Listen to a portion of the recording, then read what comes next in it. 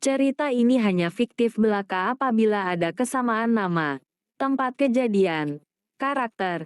Itu hanya kebetulan saja. Di sebuah desa sejuk di kaki gunung, hiduplah seorang nenek bernama Surti. Usianya sudah 80 tahun. Rambutnya memutih. Langkahnya pelan. Namun wajahnya menyimpan kehangatan dan senyum yang tak pernah luntur. Ia hidup seorang diri setelah suaminya meninggal puluhan tahun lalu. Warga desa menghormatinya karena kebijaksanaannya dan keramahan hatinya. Suatu hari, seorang pemuda dari kota datang ke desa itu. Namanya Arga. Baru berusia 18 tahun. Ia datang untuk menenangkan diri setelah kehilangan ibunya karena kecelakaan. Ia menyewa sebuah rumah kecil dekat kebun milik nenek Surti. Secara tidak sengaja Arga bertemu nenek Surti. Arga yang kala itu sedang jalan-jalan sore melihat nenek Surti sedang berkebun. Lalu Ardi menghampiri nenek Surti dan berkata, "Nek sedang apa?" gumam Arga. Nenek Surti pun menjawab, "Saya sedang berkebun nak." "Nak sendiri sedang apa?"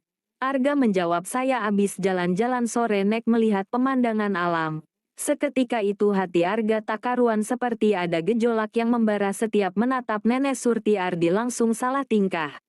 Hari-hari berlalu, dan Arga mulai sering mengunjungi nenek Surti.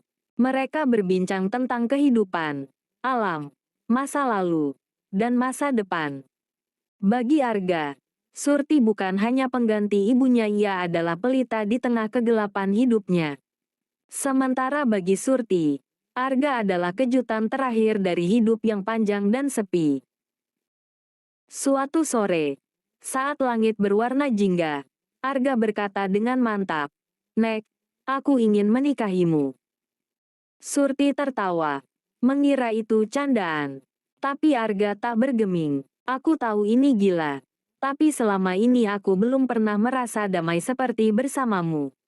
Cintaku padamu bukan soal tubuh, tapi jiwamu. Aku ingin hidup bersamamu." Petik 2. Desa pun gempar. Semua mengira Arga mencari harta, warisan, atau sekadar sensasi. Tapi nenek Surti tak punya banyak. Kebun kecil dan rumah reyot. Itulah semuanya. Walau berat, nenek Surti akhirnya menerima lamaran itu. Ia tahu hidup tak lama lagi, tapi ia ingin mengisi sisa harinya dengan bahagia. Pernikahan sederhana digelar. Warga datang dengan rasa campur aduk, heran, marah, dan tak percaya. Tapi saat melihat Arga memandang Surti dengan mata penuh cinta, banyak yang tak kuasa menahan air mata.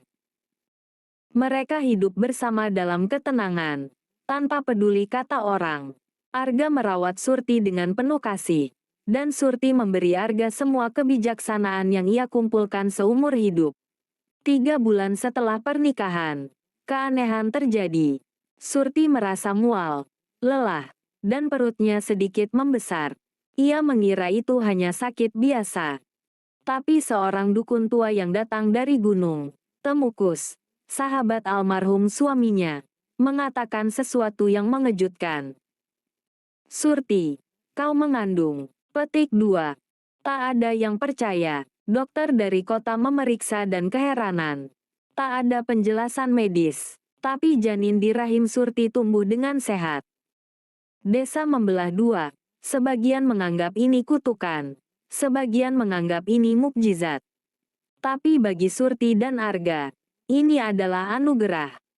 Hari demi hari, bulan demi bulan telah dilalui Ardi dan nenek Surti. Kandungan nenek Surti genap 9 bulan. Hampir setiap hari sebelum dan selepas bekerja Arga selalu mengelus perut hamil nenek Surti karena tak sabar untuk menantikan kelahiran calon bayi mereka. Akhirnya bayi itu lahir dengan selamat. Seorang anak laki-laki tampan mirip ayahnya. Arga mungil dengan mata jernih seperti neneknya. Mereka menamainya Hakim, yang berarti sang pengadil yang kelak nanti kalau sudah besar bisa menjadi manusia yang adil. Arga dan nenek Surti merawat anak mereka dengan penuh kasih sayang. Nenek Surti selalu memberikan ASI eksklusif karena nenek Surti masih bisa menyusui. Suatu ketika Hakim yang sudah berumur 4 tahun terserang sakit diare. Hakim bolak-balik terus ke toilet untuk buang air besar. Buang air besarnya mencret-mencret. Nenek Surti panik lalu Nenek Surti menggendong Hakim untuk diberi obat diare. Hakim yang masih sakit. Lalu buang air besar di gendongan Nenek Surti lalu Hakim dibersihkan di kamar mandi. Untuk persiapan dibawa ke dokter untuk pemeriksaan lanjutan. Hari-hari berlalu Hakim sembuh dari sakitnya. Kini ia bisa tersenyum kembali. Dan bisa bermain kembali bersama ayahnya Arga di kebun. Hakim selalu membantu ayahnya di kebun. Suatu pagi yang cerah Hakim memanggil ibunya. "Ibu-ibu di mana engkau?" sahut Hakim. Lalu Nenek Surti menghampiri Hakim. "Ada apa nak?" memanggil ibu. Hakim menjawab. "Ibu, aku ingin buang air besar." Lalu Hakim dibawa ke toilet sambil dibuka celananya. Lalu Hakim dijongkokkan di toilet. Selang beberapa saat kotorannya keluar Hakim pun hanya bisa tersenyum sambil kentut. Setelah buang air besarnya beres Hakim pun bermain kembali di luar sedangkan Nenek Surti kembali ke dapur untuk memasak. 1 tahun kemudian Nenek Surti hamil kembali anak kedua. Berita tentang kehamilan Nenek Surti menyebar ke penjuru kampung.